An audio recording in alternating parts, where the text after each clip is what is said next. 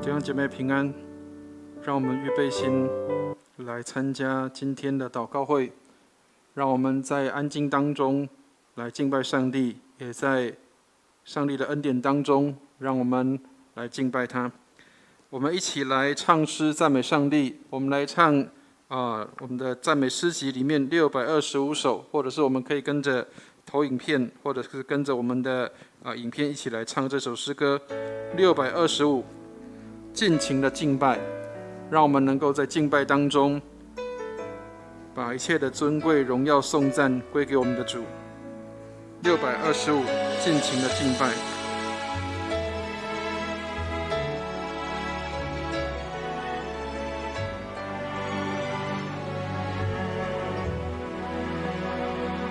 耶稣，圣洁公义救主，彰显神的智慧能力。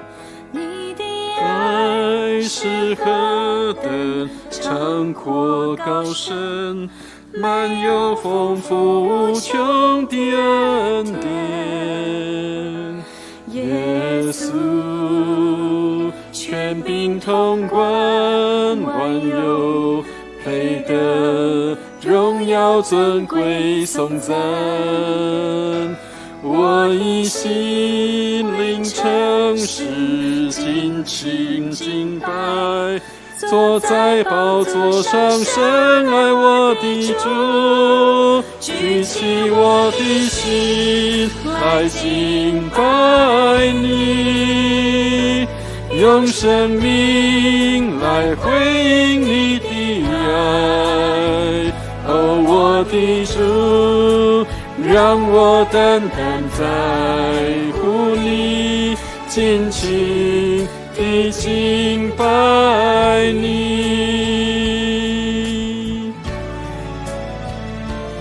耶稣，圣洁公义救主，彰显神的智慧能力。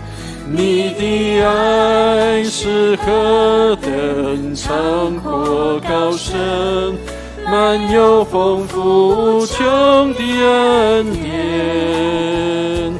耶稣，权柄统管万有，配得荣耀尊贵颂赞。我以心灵诚实尽情敬拜，坐在宝座上深爱我的主，举起我的心来敬拜你，用生命来回应你的爱。哦，我的主，让我单单在乎你，尽情地敬拜你。主，让我的心不再在乎于这个世界所能给我的，也不再在乎于别人的眼光，让我的心单单属于你，单单在乎你的心思意念。我要全人全心尽情来敬拜，只想你的心得满足。举起我的心来敬拜你，用生命来回应你的爱。哦，我的主，让我单单在乎你，尽情地敬拜你，举起我的心来敬拜你，用生命来回应你的爱。哦，我的主，让我单单在乎你，尽情地敬拜你，尽情地敬拜你，尽情地敬拜你。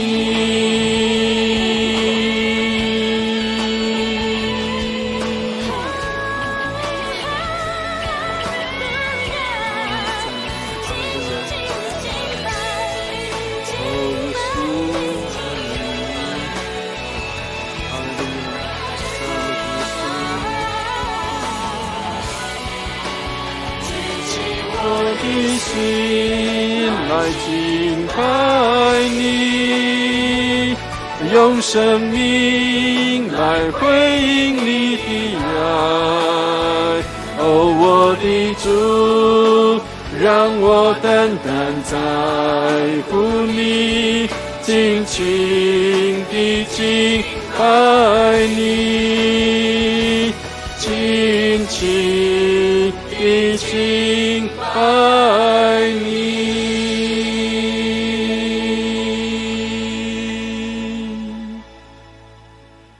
阿们，感谢主。圣经上告诉我们说，要尽心、尽性、尽力、尽意来爱主我们的上帝。我们再来唱634首，634。我们来唱沙漠中的赞美。愿上帝来帮助我们，我们相信主必然为我们开启一条新的路，在我们的当中。愿上帝来帮助我们。一扇门，它必开一条新路，不疑惑，不软弱，我心仍要赞美，凡事信靠主，不失去盼望，因为我的主仍然在掌权。他必在沙漠开江河，在旷野开道路，虽四面受敌，却不被困住。我要在沙漠中赞美，在旷野中宣告，我的主永远掌权。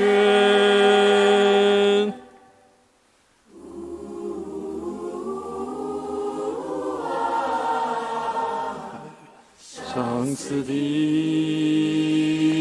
在于你，受屈的你必代替，神旨意不能拦阻，我心仍要赞美，凡事信靠主，不失去盼望，因为我的主仍然在掌权。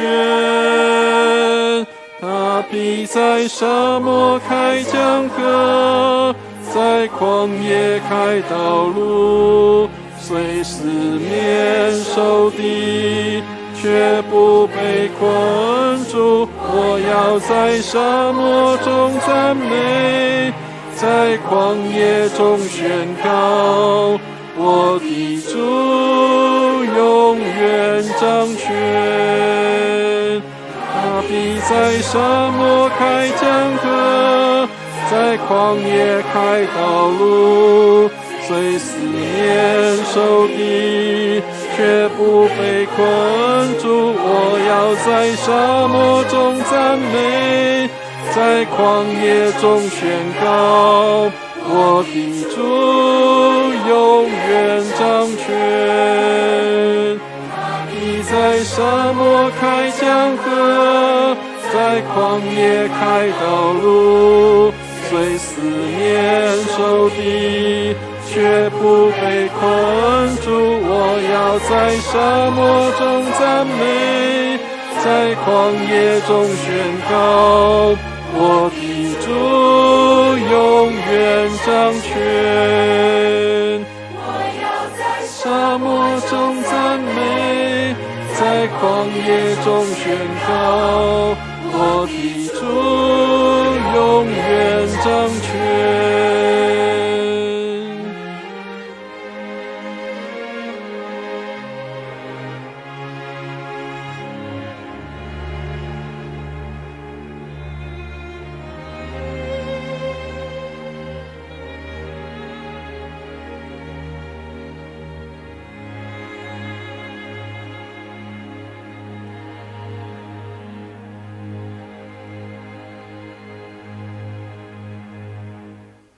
感谢主，弟兄姐妹，我们的主仍然掌权，在洪水泛滥之时，耶和华仍坐着为王，耶和华坐着为王，直到永远。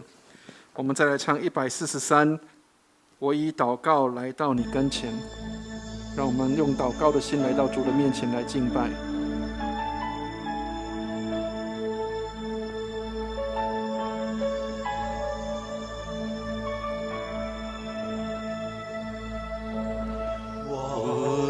祷告来到你跟前，我要寻求你，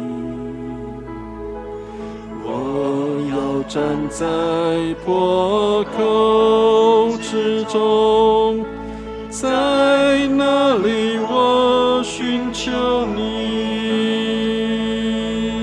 每一次我祷告，我要动你的手，祷告做的事，我的手不能做。每一次我祷告，大山被挪移，道路被铺平，使列国归向你。我是软弱及无助，你却是我的力量。以你亲切的手引导我，那就是我的得胜。每一次我祷告，我要动你的手，祷告做的事，我的手不能做。每一次我祷告，大山被挪移，道路被铺平，使列国归向你。祷告，我要动你的手，祷告做的事，我的手不能做。每一次我祷告，大山被挪移，道路被铺平，使列国归向你。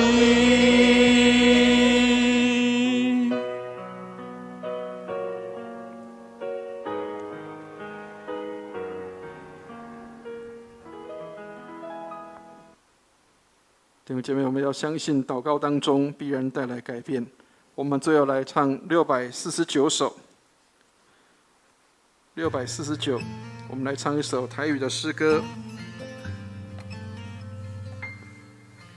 主啊，我要跟对你。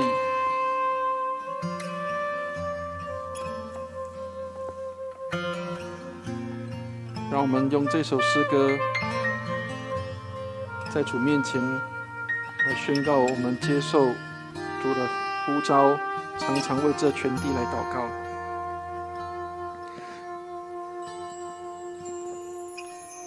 你的话点我心，当我茫茫的时，带我行过人生的路。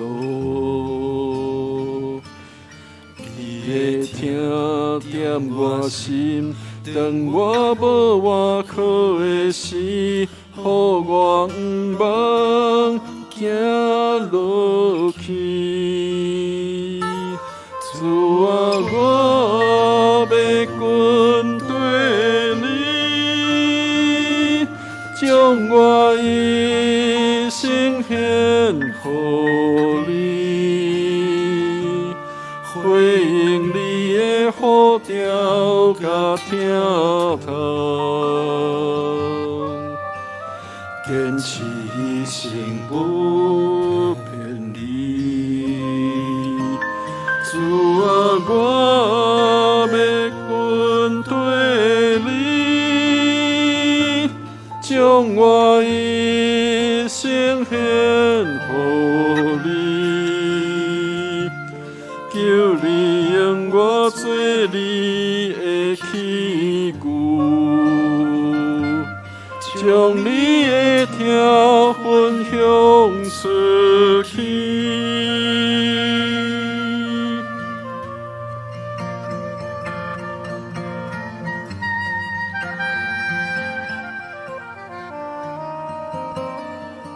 主啊，我要跟对你。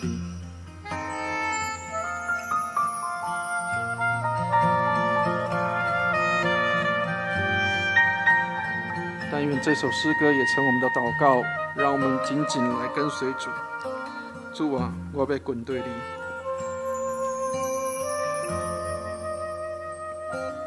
你的话甜我心，当我茫茫的时，带我行过人生的路。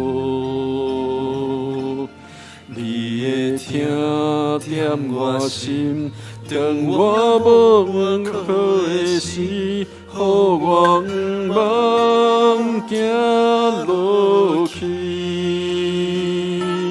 主啊，我要跟对你，将我一生献予你，回应你的呼召甲听从，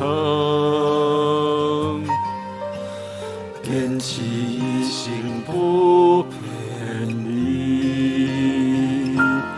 主啊，我要跟对你，将我一生献予你，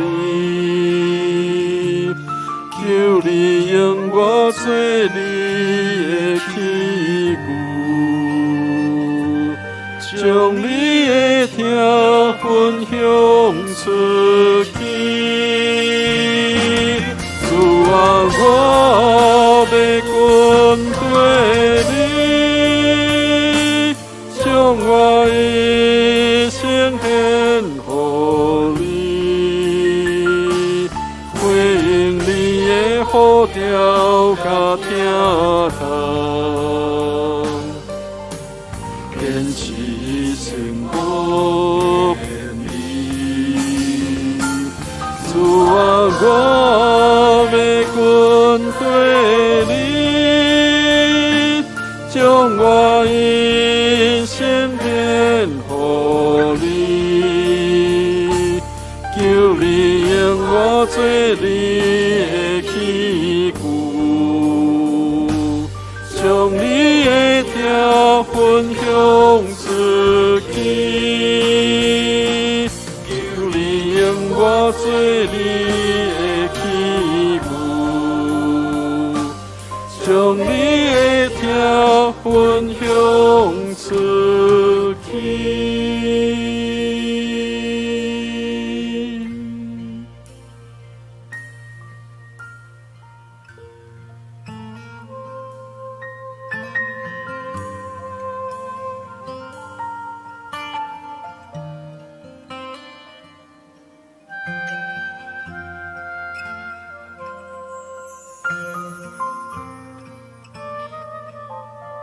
弟兄姐妹，但愿我们能够成为爱的器皿，让主的爱借着我们来分享出去。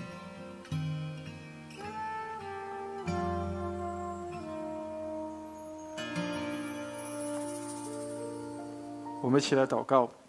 慈悲怜悯的天父，我们感谢你，让我们在晚上的时刻，我们在这里守望祷告，为着我们所关心的事项，为着我们许多的事情，我们要在你面前献上祷告跟祈求。愿你恩待我们，让我们常常举起圣洁的手来关心我们这个世代，关心我们这个世界。特别现在疫情严重的时候，帮助我们，让我们能够常常举起手来为弟兄姐妹来祷告，为我们的家庭来守望，为我们的社会，为我们的国家来守望祷告，好让我们的国家，让我们的家庭，让我们所在的地方都大得平安。愿你与我们同在，垂听我们的祷告，奉耶稣基督的圣名，阿们。弟兄姐妹，让我们一起来看今天我们所要看的经文，在约翰二书7章，约翰二书7节，约翰二书7节到13节，这是在约翰二书的后面的地方。上次提到过，约翰二书没有章，只有一章，所以只有节而已。所以我们来读约翰二书7节到13节。好，翻到我们一起同声来念这一段的经文，我们一起念和合本，一起念来。因为世上有许多迷惑人的出来，他们不认耶稣基督是成了肉身来的，这就是那迷惑人敌基督的。你们要小心，不要失去你们所做的工，乃要得着满足的赏赐。凡越过基督的教训不常守着的，就没有上帝；常守这教训的，就有父又有子。若有人到你们那里，不是传这教训，不要接他到家里，也不要问他的安，因为问他安的，就在他的恶行上有份。我还有许多事要写给你们，却不愿意用纸墨写出来，但盼望到你们那里，与你们当面谈论，使你们的喜乐满足。你那蒙拣选之姐妹的儿女都问你安。阿们。我们再来念现代中文译本的地方，来帮助我们对这段经文更加的熟悉。我们一起来念现代中文译本，一起念这段的经文，一起念来。许多骗子已经在世界上到处活动，他们公开否认耶稣基督降世为人这事实。这样的人是骗子，是敌对基督者。你们要小心，才不至于失掉你们所成就的，而是能得着全部的奖赏。要是有人不持守基督的教训，反而偏离了，就是眼中没有上帝。那持守教训的，就得着了圣父和圣子。要是有人到你们那里，不是传授这个教训，就不要接待他到你们家里去，也不要向他问安，因为向他问安等于在坏事上跟他同流合污。我还有许多话要告诉你们，但我不想借着笔墨传达。我希望亲自去探望你们，跟你们当面倾谈，好让我们的喜乐满意。你那蒙拣选的姐妹，她的儿女们向你问安。阿们。愿上帝祝福他的话，还有听他话语的人。我们现在因为疫情的影响，所以每一天很多人都在关注这个疫情的状况跟变化，包括有很多人很担心跟害怕，每一天都看着数字上上下下，心里也很多的忐忑不安。所以圣经上也告诉我们，有一句话在圣经里面是重复出现许多次的，这句话叫做不要惧怕。所以上帝透过圣经来给我们提醒，在世上我们虽然有许多的事情我们不能够去掌握，有苦难，但是我们在主里面我们有真正的平安。所以在我们的生命中常常会遭遇惧怕的事情，而这些事情或许都不是我们可以掌握的，但是圣经上面告诉我们说，至少66卷书里面出现过49次的这样的叫做不要惧怕的这样的经文。好，所以我们来看一下有哪一些经文是可以让我们看到上帝告诉我们说不要惧怕的这些的经文。好，第一个我们可以看到在申命记31章8节的地方，他说耶和华必在你前面行，他必与你同在，必不撇下你，也不丢弃你，不要惧怕，也不要惊惶。当以色列人要进入到迦南地的时候，上帝透过摩西来提醒他们，告诉他们说他必与这些以色列人同在，他不撇下也不丢弃，所以不要惧怕，也不要惊惶。再来还有一段话，在路加福音的12章第7节的地方，他说就是连你们的头发也都被数过了，不要惧怕，你们比许多麻雀还要贵重。所以耶稣透过这样的话来安慰他的门徒，告诉他们说有许多事情上帝都已经知道，而且都已经数算过，所以不必要惧怕，因为我们都比这些的麻雀更加的贵重。好，接下来还有另外一个经文，在启示录的地方1章17节，这些只是节录，但是我们知道还有很多很多的经文，所以我们有一些的节录，这个是论坛报里面节录给我们，让我们看到的。启示录1章17节，他说：“我一看见就扑倒在他面脚前，好像死了一样。他用右手按着我说：不要惧怕，我是首先的，我是末后的。”好，所以这个使徒约翰在看见耶稣的这样的一个启示的时候，他看到耶稣对他说：不要惧怕，我是首先的，我是末后的。所以圣经里面说我是阿拉法，我是欧米伽，就是这个意思。他说我是首先的，也是末后的。再来，在约翰一书的4章18节里面提到，爱里没有惧怕，爱既完全，就把惧怕除去，因为惧怕里含着刑罚，惧怕的人在爱里未得完全。所以愿上帝帮助我们，让我们在爱里面就没有惧怕，因为在惧怕的人在爱里是没有完全的。所以愿上帝来帮助我们，爱是完全的，就把惧怕给除去了。以赛亚书的41章10节说：你不要害怕，因为我与你同在；不要惊惶，因为我是你的神，我必坚固你，我必帮助你，我必用我公义的右手扶持你。所以愿上帝来帮助我们。上帝说下我们不要害怕，因为他要与我们同在，他要用他公义的右手来扶持我们。所以愿上帝来帮助我们，当全世界都笼罩在这样的恐惧当中的时候，愿上帝来帮助我们，让我们看到上帝仍然掌权作王在我们的当中。在世界还在被疫情恐慌的影响跟笼罩下的时候，我们基督徒更可以显出我们的生命。所以耶稣在马太福音4章21节说，耶稣说：人拿灯来，岂是要放在斗底下、床底下，不放在灯台上吗？所以亲爱的弟兄姐妹，愿上帝来帮助我们。教会是被呼召出来的一群人，是要来见证上帝的荣耀的。所以在不平安的时候，神仍然给我们平安。所以耶稣告诉我们说，他要将平安赐给我们，他所赐的平安是世界无法夺去的。所以耶稣说，不要忧愁，也不要胆怯。愿上帝来帮助我们。我们所信靠的不是这个世界的保证，不是这个世人当中给我们的这样的一个给我们的这样的一个应允。我们所信靠的是上帝给我们的这样的一个保证跟证明。耶稣说他要将平安赐给我们，所以愿上帝来帮助我们，让我们在这样恐惧跟害怕的氛围当中，我们基督徒仍然有信心跟盼望。在这样的疫情的里面，我们仍然凭信心靠主来得胜。当然这个时代里面还有很多的病毒是我们看不到的。我们看不到的，除了是身体上面可能会对身体有害的这些病毒，也有一些是对我们心灵里面有害的这些的病毒。而这些病毒可能是我们常常在不知不觉当中就去碰触到的。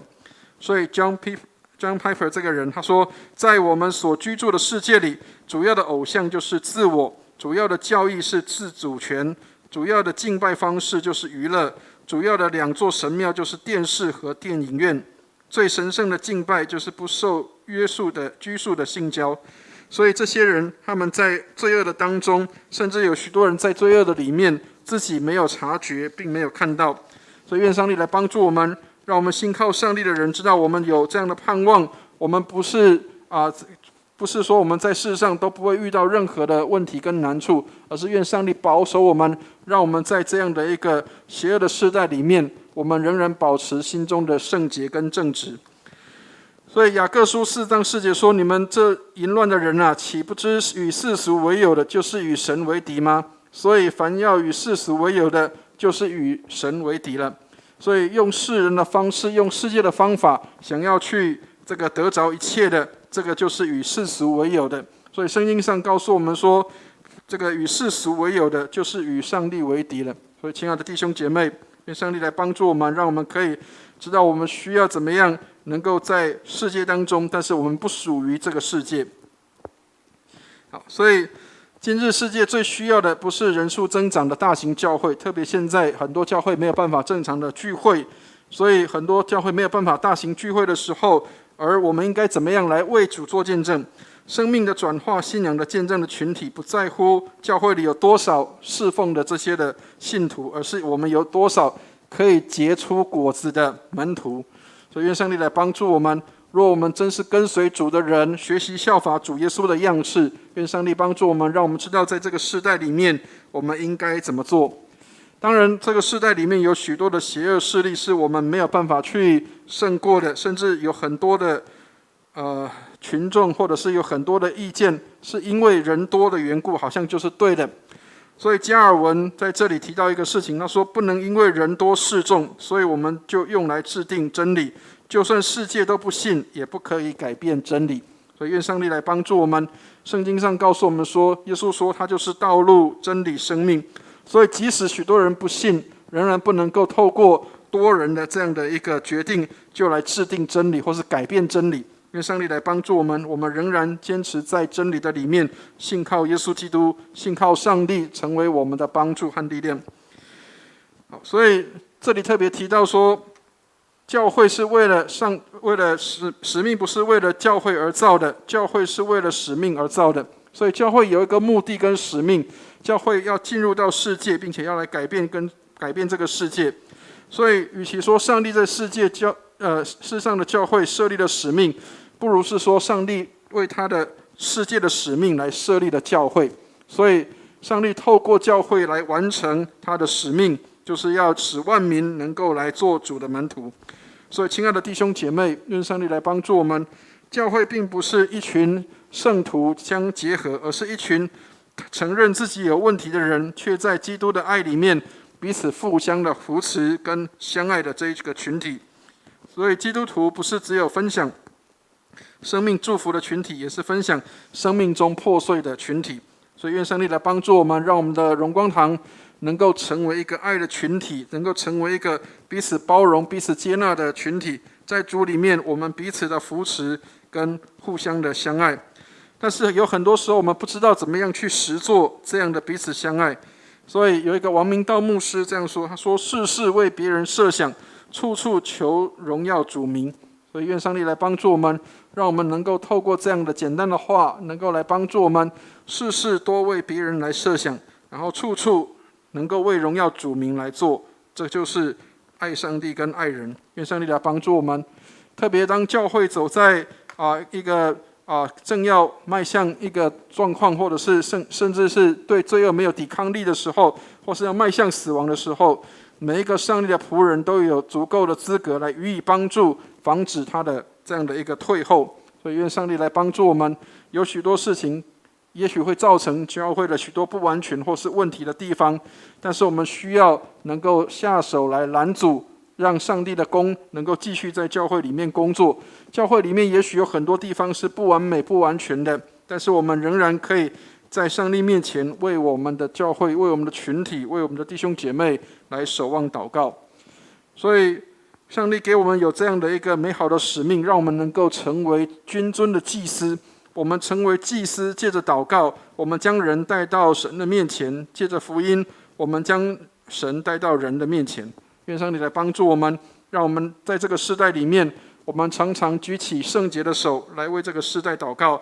我们把人带到上帝的面前，也把上帝带到人的面前。透过福音的这样的大能，我们把上帝带到人的面前来。愿上帝来帮助我们。所以教会并不是一个好像是一个朋友的群体而已。教会是上帝给我们所预备的一群弟兄姐妹。上帝把这一群弟兄姐妹就安排在我们的身边，好让我们可以跟这群弟兄姐妹可以一起相处。所以亲爱的弟兄姐妹，愿上帝来帮助我们。在教会里，我们没有分任何的阶层，没有分任何的族群。我们在教会里面，我们就是主所设立的弟兄姐妹，让我们在属灵的里面能够彼此成为属灵的弟兄姐妹。所以耶稣基督的教会有着属灵的健康，就绝对要持守住纯正的信仰。愿上帝来帮助我们，特别在这个世代里面，有许多的事情在影响着这个信仰的群体。愿上帝来帮助我们，让教会能够持守纯正的信仰。所以最后来给大家做这样的勉励：教会不是为自己而存在的，而是为着世界而存在的。愿上帝来帮助我们，教会是为着这个世界而存在。上帝有这样的使命要给这个教会。所以虽然这个虽然也许没有宣教的地方，没有宣教的地方就没有教会的存在，所以教会是一个宣教的群体，是一个能够影响世界的群体，让我们能够在这个世代里面成为影响这个世代的人。即使在这个时候也许没有办法教堂可以开门，但是教会仍然在我们的每一个人的家庭当中。愿上帝来帮助我们，让我们持续的把教会能够带到我们的生活的里面。愿上帝来祝福我们。好，所以我们有几个事情我们可以从今天的经文可以来看到的。第一个，请大家来看一下在讲义上面，第一个，即使是现代仍有许多假冒真道的教导仍然充斥在这个世界的里面。所以使徒约翰提到，否认基督是道成肉身来的，就是迷惑人或者是敌基督的。这个在第7节、第8节的地方我们可以看到。所以这些敌基督或迷惑人的假信息带来当时教会的混乱，那我们也需要警醒，因为现在的世代也是有这样的情况。所以使徒约翰提醒基督徒要小心谨慎，免得失去所成就的，还有从天上得来的奖赏。所以愿上帝来帮助我们，让我们不失去这个从天上来的奖赏，也不失去我们所做的一切，免得我们在上帝面前我们失去了我们所做的这样的一个努力跟成就。好，所以要明辨真理跟谎言，在思考的地方我们需要常常来明辨，在这个时代里面哪些是真理，哪一些是谎言，我们都需要去查验的，需要去知道的。第二个，我们可以看到异端跟虚假的道理是可以分辨的。所以如果不持守基督的话，就是眼中没有上帝的。在第9节到第11节的地方我们可以看到，没有持守基督的话，就是眼中没有上帝的。所以能够持守教导基督的话语的人，使徒约翰认为这个才是应该要接待的人。所以如果不是传这样的道理，不是传基督的话语的人，就不应当去接待。所以这个是使徒约翰对于这个接待人的这样的一个提醒跟教导。他说不要接他到家里，也不要问他的安。所以当时的问安是一种相交跟连结的方式。所以使徒约翰禁止基督徒在异端的教导上面有份。所以亲爱的弟兄姐妹，愿上帝来帮助我们，让我们可以接待真理的使者，但是我们拒绝那个虚假跟谎言的这样的一个猜疑，免得我们在这些异端的教导上有份。所以思考的地方我们可以来思想，基督徒应当分辨哪些是真理的教导，哪些是异端的教训。那第三个，我们可以看到使徒约翰好像是一位老父亲，他有一个为父的心在他的心里面，所以他好像一个老父亲，期待与属上帝的儿女来见面。所以使徒约翰期待跟这些的教会的弟兄姐妹来见面，在12节到13节的地方。所以当面的与弟兄姐妹交通是约翰最大的满足。一个传道人最大的满足就是能够跟弟兄姐妹有美好的交通，所以这也是传道人爱弟兄姐妹的心。所以亲爱的弟兄姐妹，愿上帝来帮助我们，让我们不单是有这样的为父为母的这样的传道人的心在我们当中，也让我们也彼此的互相的彼此相爱，彼此能够成为这样为父为母的心在我们的里面。所以使徒约翰的书信不单是给特定的教会看的，不是只有给某一间教会，而是在当时的所有的教会都能够来看到这样的一个书信或是经文。所以约翰也期待其他的教会也能够互相的交流，彼此来分享所看到的经文里面的内容。所以思考的地方我们可以看到，普世的教会应该是一体的。愿上帝来帮助我们，教会应该是一体的，而不是分开的，就如弟兄姐妹一般。所以愿上帝来帮助我们，兄弟姐妹不应该是分开的，而是一体的。所以传道人也应该关心上帝的儿女，就像父母亲来关心儿女一样。所以愿上帝来帮助我们，弟兄姐妹来互相的关心，然后传道人来关心弟兄姐妹，那弟兄姐妹也可以关心你的传道人。愿上帝来帮助我们，让我们彼此在相爱的当中看见上帝就在我们中间。愿上帝来帮助我们。好，如果没有其他的问题，我们就要一起来进入祷告。愿上帝祝福他的儿女们都能够在疫情当中能够大得平安。所以我们请大家一起来看我们的教会的事工的代祷事项。